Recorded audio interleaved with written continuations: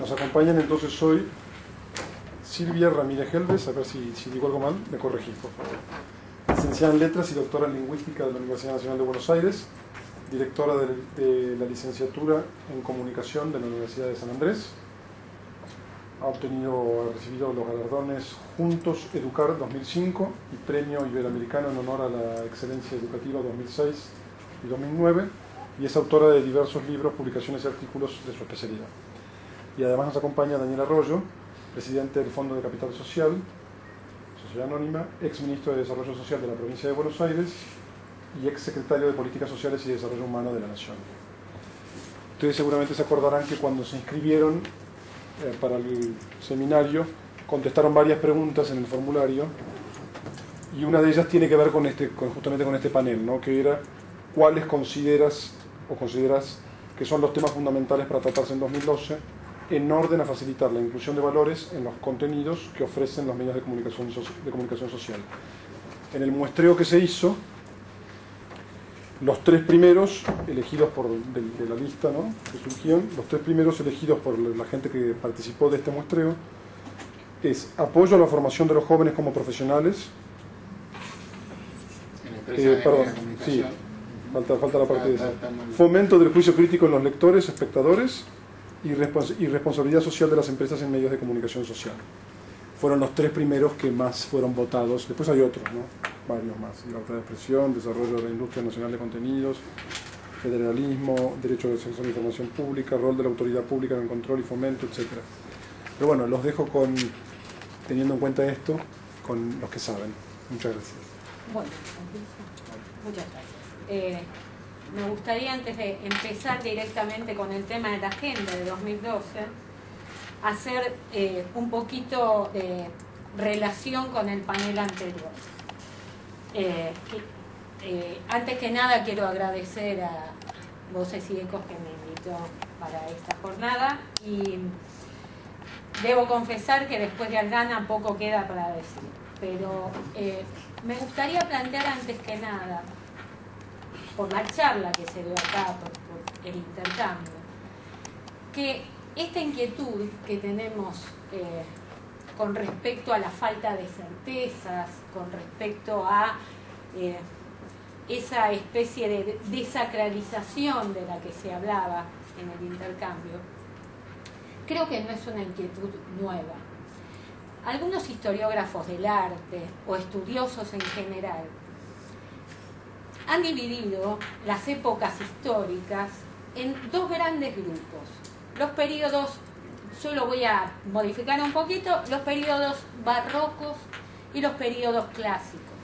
Los periodos clásicos son periodos de certezas, de seguridades, periodos en los cuales los padres hablan y los hijos se callan.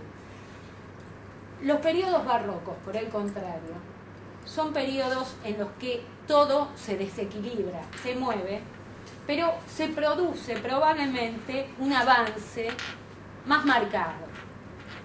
Personalmente, acá se habló de posmodernidad, personalmente creo que vivimos en un periodo barroco, y creo que esa desacralización de la que se hablaba no es solamente una desacralización de la familia, creo que es una desacralización generalizada que tiene que ver, por ejemplo, con la profesionalidad. Cuando yo era chica, por supuesto yo soy del siglo pasado, pero ustedes también, así que no se rían de mí, por favor. Cuando yo era chica y un médico decía que alguien tenía una determinada enfermedad, todo el mundo le creía y seguía el tratamiento que indicaba el médico. Hoy, cuando un médico dice que alguien tiene una determinada enfermedad, uno sale del consultorio y dice: voy a consultar a otro por las dudas. Quiero decir, esta falta de certeza es una falta de certeza generalizada. De tal modo que lo que voy a decir, quiero que se entienda bien.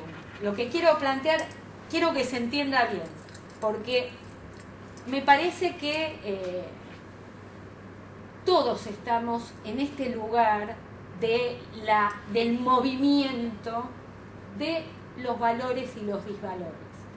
Cuando Daniel, muy correctamente, dijo hace un momento que el chico de la villa veía que le iba mejor al que vendía droga, puso en juego un valor del cual ninguno de nosotros habla, y sin embargo, un valor, y no dije un disvalor, un valor del cual ninguno de nosotros habla, y sin embargo ninguno de nosotros cuestionó, que es el valor del tener.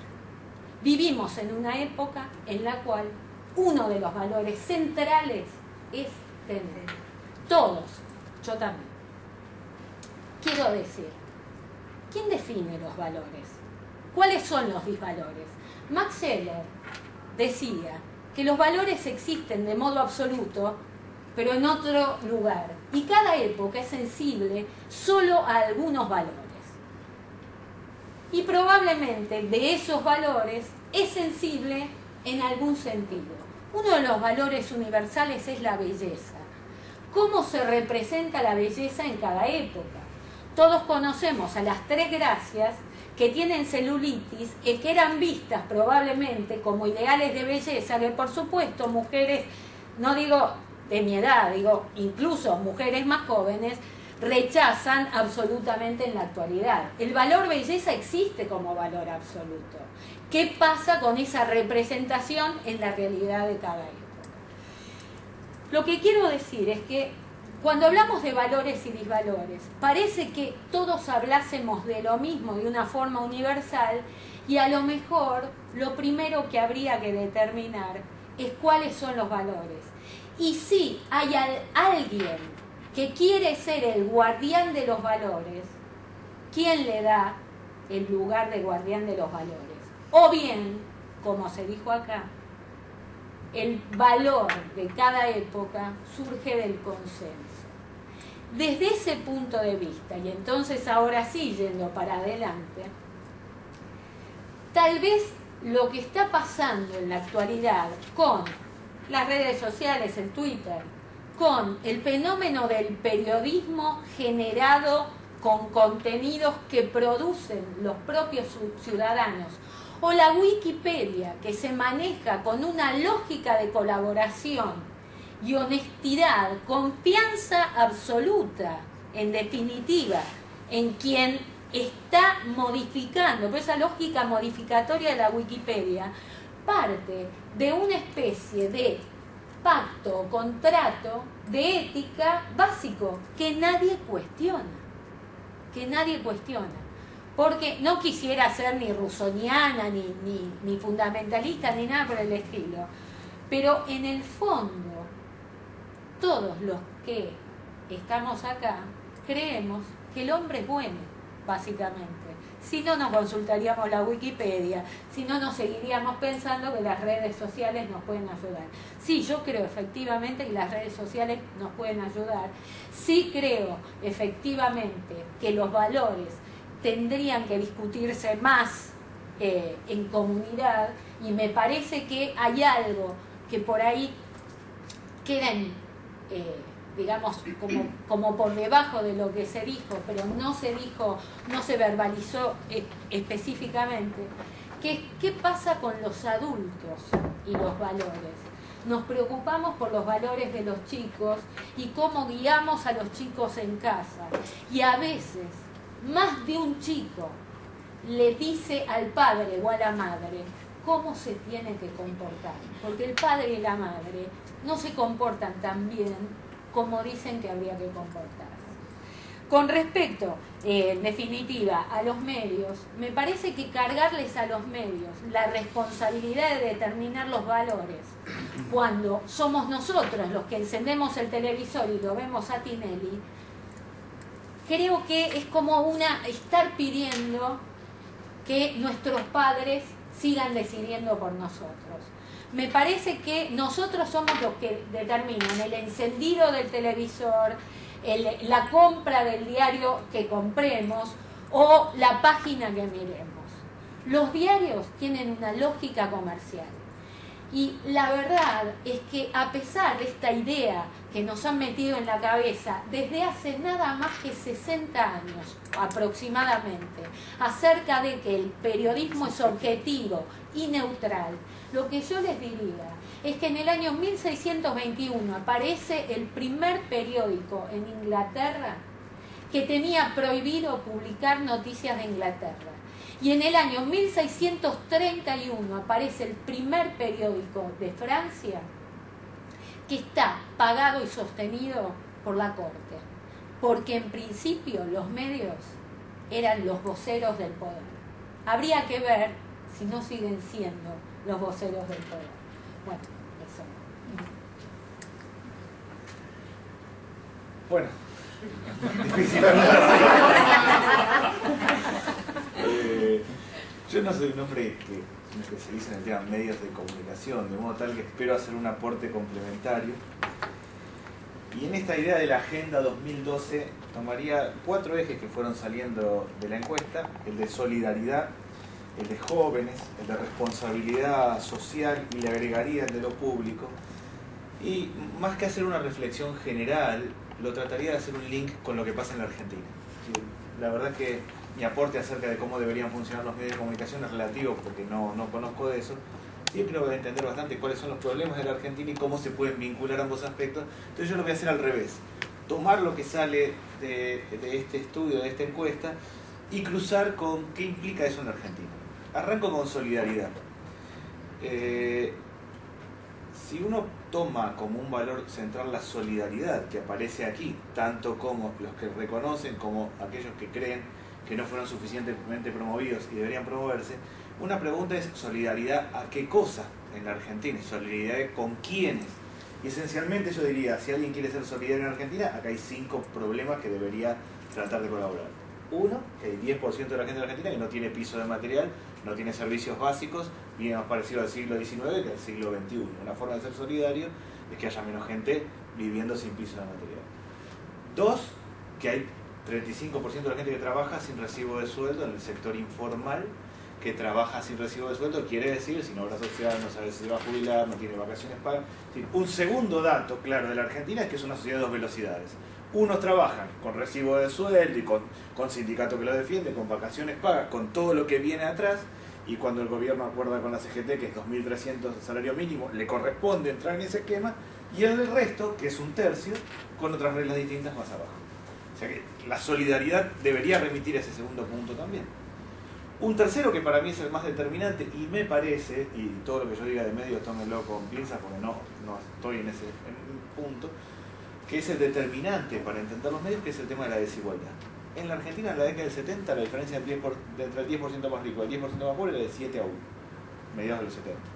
En el 2001 se fue a 44 a 1, y hoy es de 22 a 1. La desigualdad es la fuente de violencia, de conflicto, de tensión en Argentina. La cosa es la nieta contra el vidrio. Yo no tengo nada, y el tener es un valor central, y a 2 cuadras de mi casa hay alguien que tiene todo, con lo cual la bronca, la tensión, el conflicto es creciente. La desigualdad es más grande en jóvenes y en mujeres, y en jóvenes esencialmente por el tema del valor que tiene el celular, las zapatillas, el poder mostrar, porque el tener y el mostrar van de la mano, y el no tener genera bronca, tensión, conflicto. La solidaridad, si uno la piensa en términos de construcción, es ser solidario a qué cosa. Uno es achicar la desigualdad en Argentina. El cuarto punto que yo vincularía con la solidaridad es que hay un grupo que está peor que todos los demás, que hay 900.000 jóvenes de 16 a 24 años que no estudian ni trabajan. Estamos hablando de un pibe que está en la esquina sin hacer nada, o que está un tiempo en la escuela, no se sostiene y se queda afuera, está un tiempo haciendo una changuita, no consigue sostenerse y se queda afuera. Es decir, no que nunca estudie ni trabaja, sino que no logra sostenerse, ni en el sistema educativo ni en el mundo laboral. Los jóvenes pobres en Argentina sí entienden bien la tarea. Tienen que trabajar en repositorio en un supermercado, agarran el producto en la góndola y lo colocan, tienen que trabajar de tornero, manejar el torno. No tiene un problema de tarea, tiene un problema de continuidad. No van todos los días a trabajar 8 horas porque no han visto a su padre o a su abuelo trabajar, porque no tienen lo que llamamos hoy cultura del trabajo. Y en ese sentido, y lo cruzaría con lo que estábamos viendo antes, el método en la Argentina lo construye la escuela. Es decir, un pibe se levanta a la mañana, se lava los dientes, se peina, se pone el guardacuelo y va a la escuela. Y todos los días hace lo mismo a la misma hora. Más allá de cuánto aprenda de matemática o de lengua, tiene un método, genera un ritmo. Le sirve para tener pareja, para andar por la vida, para tener trabajo. Quien no tiene método, todo le cuesta más. El problema central de los jóvenes que no estudian ni trabajan es que les falta método. No es que no saben decir, pon esto de acá, sino que les falta método. Y el quinto punto que yo plantearía, hay muchísimos problemas sociales en Argentina, pero para cerrar el punto de solidaridad tiene que ver con la problemática que para mí está muy vinculada a los medios, de la violencia en el hogar. La Argentina tiene un fenómeno de implosión social, no de explosión.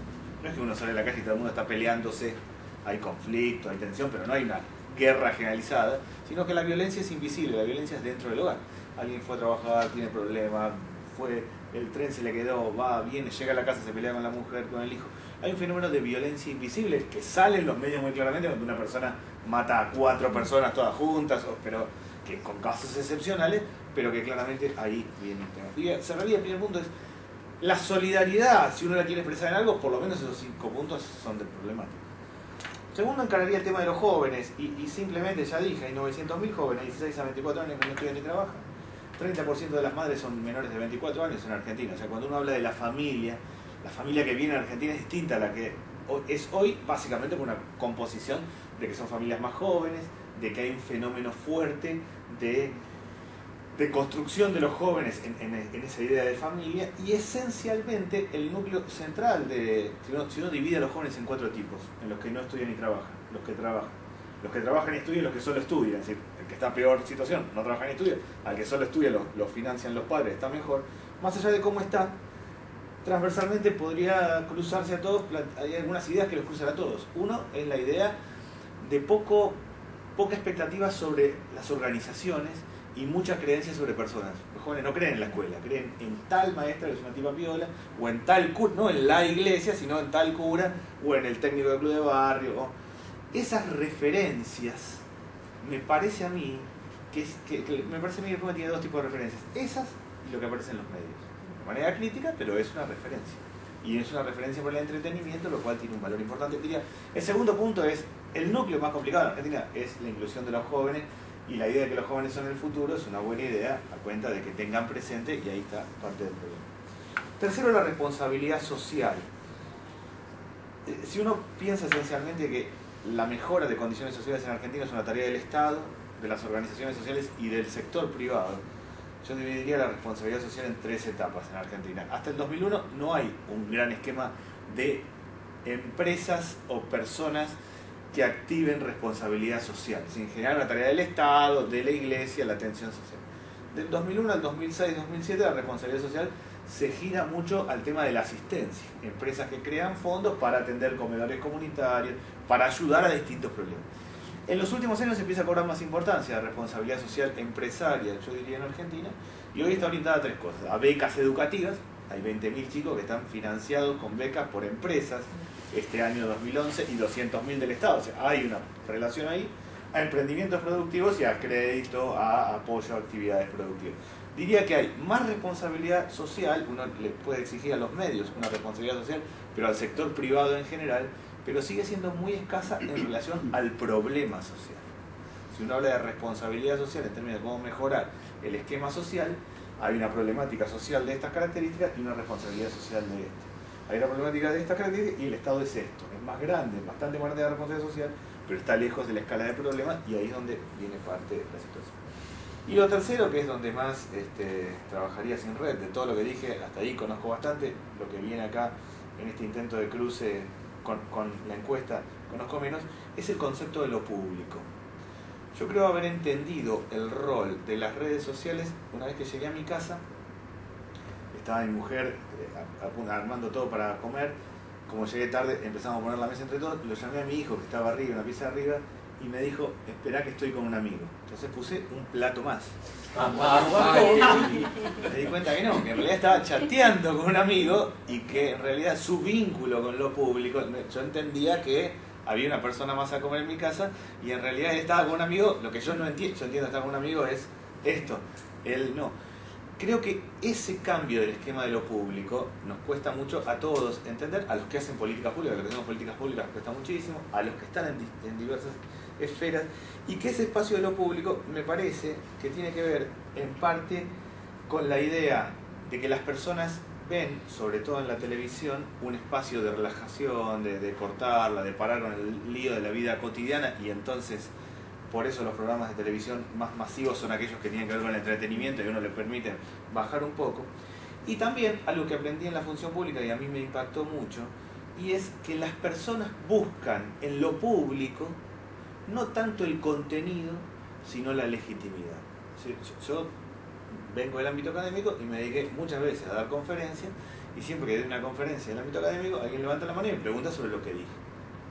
Cuando actué como ministro o alguien me veía como político, me pasaba que al terminar una charla se me acercaba alguien y dice: mire, yo le estoy mirando a los ojos a ver si usted dice la verdad o está mintiendo. Me da cuenta que no me estaba escuchando el contenido, que es para lo que yo estoy preparado, sino tratando de ver si era una buena persona. Me parece a mí que lo que pasa también en la relación de las personas con lo público y con los medios, no es tanto que el contenido tenga tanto valor y por eso el que los valores o los disvalores sean predominantes, no, creo que no le queman tanto la cabeza a la gente, sino que está tratando de ver en los ojos de las personas si le creo o no, cómo son o cómo no son. En ese esquema diría básicamente que la Agenda 2012 que surge de acá, que yo puedo leer de la encuesta que se ha hecho y de lo que me parece, tiene una base importante, y es que yo creo, tal cual lo que se planteaba acá, que en este esquema de falta de certezas o de transición hay grandes oportunidades para hacer, y me parece que el hacer o el avanzar en estas líneas implica, a mi modo de ver, tres cosas por lo menos, y termino. Uno es que parece un momento para participar y no para quedarse en la casa, es decir, para hacer algo, desde donde uno me parezca, un partido político, desde un medio de comunicación, de una sociedad de fomento, desde la universidad, pero no parece un momento tanto para ver qué hacen los demás y cómo va y uno dedicarse a lo suyo, sino parece un momento de acción. La etapa pareciera marcar un momento de acción. Creo en ese sentido que sí, a todos nos toca el hacer cosas donde nos sentamos a gusto. Segundo, me parece que es un momento para romper paradigmas, para cambiar paradigmas. No hay ningún libro, no hay ningún libro que diga cómo se incluyen 900.000 jóvenes, cómo se llega con crédito a 4 millones de personas, cómo se resuelve el problema de la informalidad económica. Hay que crear, hay que inventar, hay que hacer sobre la marcha. Seguramente en lo comunicacional va lo mismo. Mucho de lo que hay que hacer hay que construirlo, hay que crear paradigmas, y el crear es una buena oportunidad, es un desafío, y también implica más diálogo con otros, porque no hay uno que pueda inventar todo y que tenga la gran idea, implica buscar de otras formas. Creo que en ese sentido parte de los desafíos tiene que ver con eso, con romper paradigmas, con crear, con desarrollar, con inventar. Realmente me parece que los problemas que tiene en términos generales la Argentina y parte de los que surgen acá son bastante nuevos. De los problemas sociales que yo conté, excepto el primero, que tiene que ver con la pobreza estructural, con el problema de la vivienda, el resto son de los últimos 15 o 20 años. Son nuevos en esa envergadura e implican soluciones nuevas. Y lo tercero que me parece como significativo a futuro es el tema de pensar cómo los medios ayudan a construir credibilidad en las relaciones. Yo entendí, estando en la gestión pública, que el que no entiende desconfía. Si yo digo vamos a hacer esto, y alguien no lo ve o no lo sabe o no le parece, dice no se va a hacer y se retira. Y que en el esquema de diálogo permanentemente lo que sucede es que hay un principio de desconfianza, es decir, en general las personas frente a lo público supone que es más de lo mismo, que yo vengo a decir una cosa y después viene ella y después viene otra, y más o menos todos decimos lo mismo, y solo cuando se engancha, cuando lo ve más razonablemente o cuando le mete más cabeza, empieza a ir por ese espacio de la credibilidad. En ese punto a mí me parece que hay un punto central que tiene que ver con el diálogo, con construir redes, con generar instancias de trabajo en conjunto. Simplemente, y cierro con esto, si uno lo ve desde lo económico, la Argentina ha crecido durante una década al 8% anual, y todo indica que va a crecer los próximos 4 o 5 años al 4 o 5% anual. Tiene 15 años de crecimiento económico sostenido. No sucedió en 200 años esto, de que 15 años la economía vaya por arriba. Si en 15 años con la economía por arriba no resolvemos los problemas que tenemos ahora, no lo vamos a hacer más. Si no resolvemos problemas sociales, 15 años de crecimiento económico sostenido, no lo vamos a hacer en otro contexto. Y lo mismo con cada clase. O sea, me parece a mí que es un momento realmente para inventar y para crear, y que las condiciones son favorables para hacer. En esto, desde donde lo veo yo, los medios tienen un rol central. Está claro que las personas están muy vinculadas a la comunicación en sus distintos esquemas, y está claro que han generado un juego de lenguaje nuevo del que todos tendremos que aprender, no poniéndolos a la defensiva, sino tratando de interpretar. Yo vengo de Flaxo, donde uno escribe todo perfecto con punto, coma y acento, y cuando veo a alguien escribir un mensaje de texto como escriben mis hijos, es algo que a mí me parece que es casi un puñal que me clavan en el corazón, pero así es la vida y así escriben todos, y uno más que tratar de matar a que escribe, deberá adaptarse. Creo que implica también una adaptación a un juego de lenguaje distinto y un desafío. Gracias.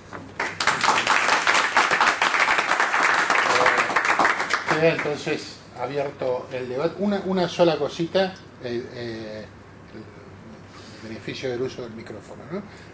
Te escuchaba esto último que vos dijiste. Días atrás le presté atención a una reflexión que nunca me pasaba lo mismo, ¿no? Lo del puñal cuando veo. Y escuché a alguien que dijo, lo que uno no advierte es que al incrementarse exponencialmente la comunicación entre los chicos a través de esto, los chicos escriben más y leen más. Yo eso no.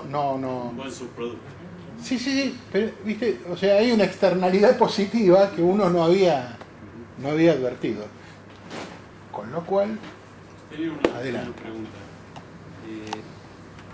Vos hablabas un poco del paradigma y a lo mejor la falta de ciertos modelos o fórmulas. Mi pregunta era si alguno de ustedes dos tiene algún conocimiento de sociedades, países que, digamos, sea por la vía legislativa o sea por la vía autoconciencia o lo que sea, están en un estado avanzado positivo en relación a los medios de comunicación, digamos, que podrían estar en un ranking superior y que se pudieran usar a lo mejor como, no como paradigmas, pero a lo mejor como a ver qué inventaron y qué podemos no tratar de reinventar o cómo lo están haciendo, en qué sociedades en el mundo, continentes, países o lo que sea, por la experiencia de ustedes o por lo que han visto o porque, digamos, lo conocen, les parece que en relación a los medios específicamente hay, digamos, progreso. Yo te haré una pregunta. ¿Qué es progreso en los medios para vos? Si yo pensara en, volviendo, digamos, a la misión de Voces y Ecos, ¿no es cierto? Decir, bueno, sería, por ejemplo, un medio progresista en mi concepto sería un medio que no promueva disvalores aceptados en ese momento por esa sociedad mayoritariamente, por ejemplo. Si hago una medición, digo, mira, la sociedad piensa esto, ¿no? Una encuesta, digamos, mucho más amplia, etcétera, etcétera, la sociedad piensa esto. Eso es lo que valora o lo que no valora, ¿no? Que los medios no se ocupen de promover lo que la sociedad, cuando es digamos, consultada, dice que no valora. Una cosa es lo que la gente dice, otra cosa es lo que la gente hace. Entiendo eso, ¿no? Pero por lo menos lo que dice. A mí, digo, yo de verdad no soy un especialista. Me parece que la Argentina está en una situación particular, porque tiene la ley de medios, y es que hay mucho periodismo de periodistas. Entonces, en realidad, yo hago un programa, a partir del programa de ella, fue 2 horas antes, y lo deconstruye, después venís vos a hacer un programa. Eso sí me parece que es una particularidad argentina, la dimensión que ha tomado. Es decir, que uno hace un programa sobre el que hizo otro en el primer debate. Enfocarlo en un medio, la televisión, porque si no los medios son muy distintos. No, pero me parece que eso yo creería que sí. Creo, de lo que conozco, yo he vivido en algunos países de América Latina, que en general los medios en América Latina son muy confrontativos. Los medios en Brasil, uno escucha lo que dicen sobre el presidente, bueno, ahora sobre la presidenta en Brasil, y no he visto medios tan, en general, muy cuestionadores. Creo que son más sin filtro que lo que históricamente eran en Argentina. Lo que me parece que no se le ha dado mucho espacio en Argentina, y creería que en algunos otros lugares sí, es establecer un cierto catálogo de cosas que no. Es decir, bueno, nosotros no promovemos la pornografía, o no promovemos la prostitución infantil, o no tal cosa, o hay que chequear con X fuentes. Regulaciones. Una regulación que tenga que ver con criterios respecto de cosas que no. Ahí sí me parece, porque yo entiendo, hay como países que lo han desarrollado más, sobre todo en algunos casos europeos. Pero diría que la problemática de la Argentina hoy tiene que ver esencialmente, me parece a mí, con que el propio medio es objeto de análisis de los propios periodistas y del medio. Se ha transformado como un círculo bastante raro. Bueno, me parece que una cosa es la información que se filtra periodísticamente y la construcción de contenidos a través del programa que escuché antes y yo tomo y sigo en el piso, entonces agarro lo que dijo el otro y sigo construyendo. Y otra cosa es la ficción, que es algo que a nosotros, en Voces y Ecos, nos ocupa desde el punto de vista de nuestro rol que queremos intentar ahora poder incidir en aquellos que son los que hacen ficción, son los dueños de las productoras, los guionistas, los que se les ocurren las temáticas, los que, digamos, describen los diferentes argumentos, etc. Me parece que ahí es donde se juega, entre comillas, el partido, ¿no? Donde en el prime time de la televisión abierta, donde los más chicos o adolescentes, Tinelli podría ser una ficción también, porque no sé si está guionado o no tengo ni idea, habrá cierto guión supongo, pero en algún punto me parece que ahí es donde se producen las representaciones a lo que los más chicos le dan valor o no, y ya no es ni a la institución televisión, como decías vos recién, Daniel, es a ese personaje o a este otro personaje o al personaje representado en tal novela y en la resolución de los conflictos, etc.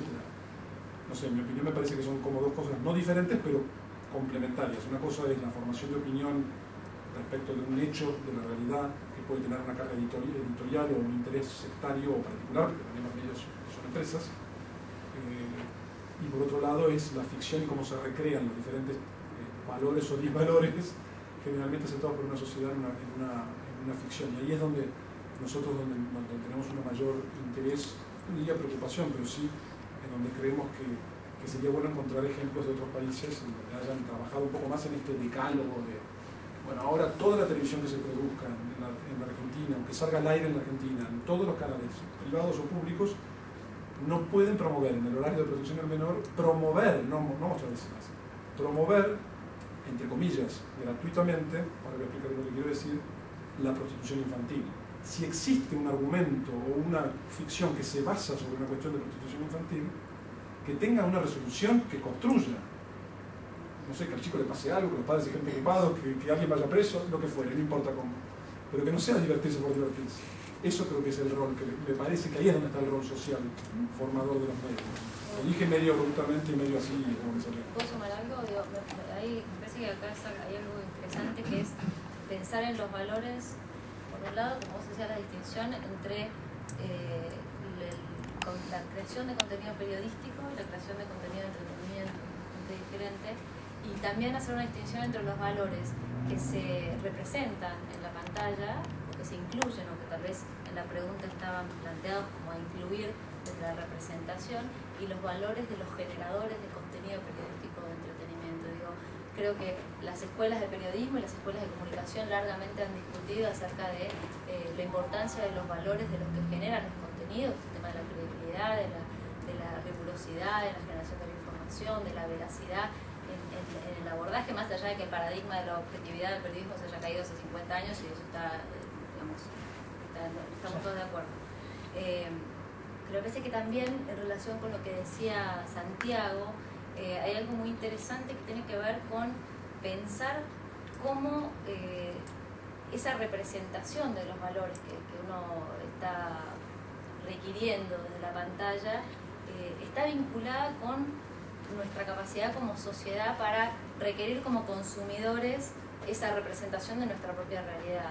Entonces digo, por ahí pensando también en tu consulta acerca de qué hacen otros países, bueno, esos otros países también tienen un crecimiento en cuanto a la demanda como consumidores de un montón de cosas, y también tienen un crecimiento en cuanto a la capacidad de diálogo y generación de consenso acerca de hacia dónde van las sociedades desde una articulación tripartita, ¿no? La sociedad civil, el poder público y las empresas, incluidas las empresas. Más acuerdo nacional. Exacto. No, sí, un poco un consenso de esta inteligencia colectiva o esta cultura o esta mirada de época que todos comparten acerca de qué es lo establecido. Y yo creo que acá hay un tema puntual lindísimo que me parece que hay que rescatar, que es esto de la participación del lector el espectador y el oyente en la definición de los contenidos de los medios, está en un 78%, y que me parece que es parte del ADN de los medios de comunicación. Tanto el periodista que piensa en su próxima nota como el generador de contenido de ficción,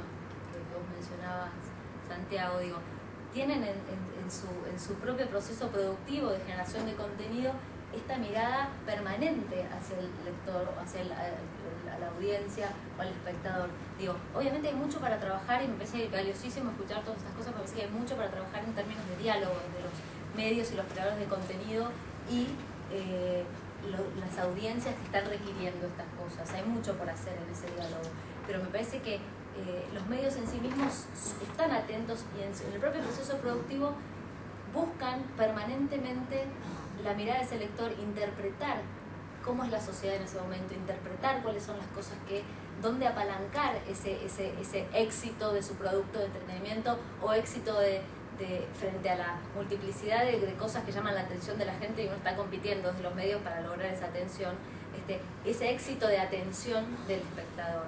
Entonces digo, me parece que es una tarea como global de todos los actores involucrados. Y terminando rápido para no monopolizar el tema, me parece, hay experiencias interesantes en el mundo acerca de cuáles son las expectativas acerca de los medios. Creo que las más valiosas son expectativas son experiencias de autogeneración de los medios, no tanto regulación. Me parece que de autorregulación, y más que nada, por lo menos las últimas cosas que yo estuve viendo, sobre todo a partir de un proceso del Global Reporting Initiative que sacó su documento de medios hace poco, tiene que ver con la autodefinición de los valores. Es pedirle al medio que diga cuáles son sus valores, cuáles son sus códigos, que lo expliciten y qué hacen para trabajar sobre esos códigos. Digo, más allá de eso, uno, como vos decías, tiene la libertad de comprar otro diario, apagar la tele y cambiar de canal. Digo, uno elige el menú de alternativas que tiene como familia, como sociedad, y al mismo tiempo también puede aprovechar incluso los contenidos negativos para hacer un aprendizaje de los valores en su propia casa. Digo, ¿no? Uno puede aprender determinado programa y decir, esto no es lo que nosotros hacemos por familia. Me parece que también es una oportunidad. Tomando un poco las interesantes reflexiones de Silvia y de Daniel, pensaba, digo, más allá de un planteo interesante que hace Silvia y que realmente ha sido motivo de muchas discusiones en Voces y Ecos a partir de definir que queríamos trabajar sobre los valores en los medios, y empezando desde Max Scheler a hablar, ¿no es cierto?, que es un valor, que virtudes, bueno, en fin, ahí sacando un poco nuestro pasado de la Universidad Católica, por ejemplo, y acordándonos de algunas clases de filosofía, pero digamos, una discusión interesante, pero digo, yo cuando venía esta discusión siempre recordaba de gente amiga que me hacía notar, gente vinculada a los medios de comunicación que me hacía notar, por ejemplo, cómo Estados Unidos sacó en los últimos 10 años, no sé, ayúdenme ustedes, 10 series vinculadas a los médicos o a toda la temática de medicina o de salud, y que tenía que ver, según me cuentan, cómo el gobierno había advertido la falta de médicos. Digo, este tema, ¿no es cierto?, o en Brasil trabaja mucho en esto, incluso tenemos algunas experiencias interesantes como con esta ficción de Telefe, si mal no recuerdo, instaló el tema de trata de blancos, ¿no es cierto? Digo, Daniel, frente a tu análisis de 900.000 jóvenes que no trabajan ni estudian, ¿no?, los nini, ¿no?, como se dice, digo, ¿será muy de ficción que el gobierno de la provincia de Buenos Aires, el gobierno nacional, la autoridad federal de comunicación, busque juntarse, ¿no es cierto?, con los medios más importantes, con gente vinculada a la ficción, con gente guionista, decir, muchachos, esta preocupación hay que instalarla en los medios de comunicación y ver cómo resolverla, por lo menos instalarla, es decir, que haya discusión sobre esto, sacarla a la luz, porque a lo mejor ni siquiera el tema de trata de blancos cada vez está más en los medios, y enhorabuena, pero el tema de trata de blancos hace 25 años está en Argentina, 25, 30, o de famoso grupo polaco, ¿no es cierto?, que tenía la trata de blancas que traía desde las mujeres de Polonia. Digo, hay temas que se pueden trabajar, me parece, más allá si entendemos la definición de Max Scheler de valor, de temas que nos están preocupando y que podamos instalar y decir, che, esto está preocupando en la Argentina. Es decir, estos 900.000 jóvenes, hay que instalarlos desde una temática creativa, desde lo que sea, ¿no? A mí, digo, claro que hay tensiones de las más diversas para que los medios se junten con el Estado, pero a mí lo que me parece que hay que hacer en lo social vinculado con los medios es establecer 4 o 5 temas a resolver en la próxima década.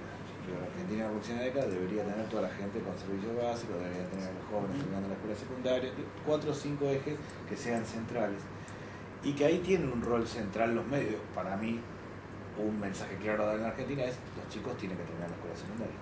Es necesario, los chicos tienen que tener. Entonces, digo, una cosa es una publicidad y alguien diciendo es bueno terminar la escuela secundaria, y otra cosa es en medio de una ficción alguien que le pone el pila para terminar la escuela secundaria, un padre que le dice dale, en serio, mirá que es muy importante. El padre, me parece que lo que creo yo que no hay en Argentina son los 4 o 5 ejes que yo llamaría política de Estado en estos temas, que implican de parte del Estado poner recursos, un montón de cosas, pero de parte de los medios también una cuestión de poner el acento fuera de la competencia electoral y de los conflictos. Es decir, bueno, nadie debería dudar que en Argentina es bueno que los chicos también en la escuela secundaria. Entonces, más allá de las tensiones de ida y vuelta, hay que apuntar a eso. Me parece a mí que, bueno, que eso no se ha dado en Argentina, y puntualmente con el tema de jóvenes, me parece que en los medios están más cerca de ser estigmatizados, vinculados a la inseguridad y a la violencia, que como generadores de oportunidades, ¿no? O sea, me parece a mí que el modelo de poner una cámara a un pibe que está dado vuelta, hecho bolsa, y ir a poner la cámara y ir a hacer un reportaje en el peor momento en el que está y que va a decir cualquier pavada y está destruido, está muy cerca de la estigmatización, muestra una evidente realidad, y ese chico está en esa situación, pero la lectura es todos los chicos están dados vuelta. Me parece que en ese sentido hay como una cuestión de orientar y de responsabilidad. Sí creo en la autorregulación y no nadie que venga y diga esto se hace y esto no, pero sí me parece en los acuerdos generales, es decir, es bueno orientar a que los chicos terminen la escuela secundaria, es bueno quitar la idea de que la inseguridad tiene que ver con los jóvenes. Jóvenes cometen delitos, como hay gordos, flacos, altos, bajos, un montón de gente que comete delitos, entonces no solo asociar. Digo, me parece que ahí haría falta. No veo que se esté dando en la Argentina eso, ¿no? Objetivamente, sí, yo participé en Brasil hubo todo un intento de urbanizar las favelas. Yo estaba en ese momento ahí, y las novelas, las telenovelas, que ahí son muy importantes, tenían una cosa fuerte. Yo diría que en la Argentina habría que empezar por lo que no es conflictivo, que el chico termine la escuela secundaria no es conflictivo, nadie está en contra. Tal vez habría que pensar por cuestiones no conflictivas, no parece fácil en Argentina, pero... México lo ha hecho y lo hace, ¿no? Alguna sí, vez lo que pasa es que a mí algunas novelas y lo hace, digamos, te puede gustar o no el estilo, ¿no? Sí, lo que te baja línea, pero... Yo creo, no intento monopolizar. Los problemas sociales en gran parte de los países de América Latina son problemas de minorías. Comunidad aborigen que tiene tal situación, los que viven en la favela en tal situación. La Argentina no tiene ese tipo de problemas, sino que tiene problemas de mayoría, no tiene problemas focalizados en la Argentina. Entonces es más fácil en otros países decir, bueno, a las personas que vienen de comunidades aborígenes, promover que tal medicamento es bueno tomarlo, está muy acotado. En la Argentina no hay un problema de grupos minoritarios, sino un problema de mayorías. En la Argentina hay un problema del trabajo, incluso. No es un problema étnico, cultural, religioso en la Argentina, sino un problema práctico. Hay gente que le va bien y gente que le va mal. En ese sentido lo veo más difícil, por eso hay que construirlo con más acuerdo entre todos.